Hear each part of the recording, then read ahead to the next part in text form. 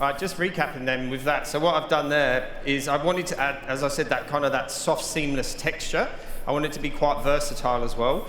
So I think if I spin Jess round, you can see that there's a lot of texture in there. I have no idea what product I used, but what is it? Shebang a bang. I'm not saying that. You are.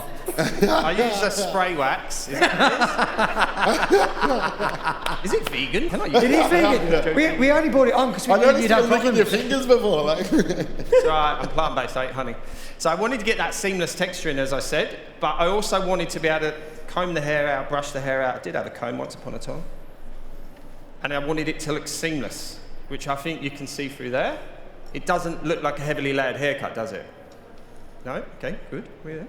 But when we shake it, because of the way we've cut it, we've taken the weight away from it, we've got all that texture in there, so it is heavily layered at the same time. So for me, I think one thing that we do as hairdressers a lot is we take so much weight away from the perimeter, and then it makes the hair look thin. So you can layer this and take as much weight away as you want internally from the haircut, as long as you maintain the weight in the perimeter. Does that make sense, yeah? So if you've got fine hair, you can layer it to a degree, you can take weight away from it, but to give the illusion of the hair being fuller and thicker, just disconnect the baseline and maintain a blunt line, maintain heaviness, and then work visually in the interior. Does that make sense, yeah? So that's what I've done through there. So that, and also working that triangle section through the top, I made it quite deep.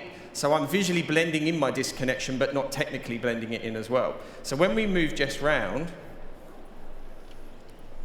oh, no, spin, not all the way around. You can see that, I'm just trying to use that. It's quite handy, isn't it?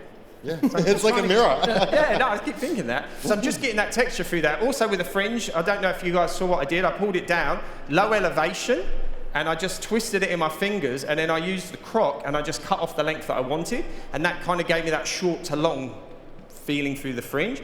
I then over-directed it out a little bit, to maintain the length but get a little bit more softness, and I just point cut into that with the croc again to give me that irregular texture in there.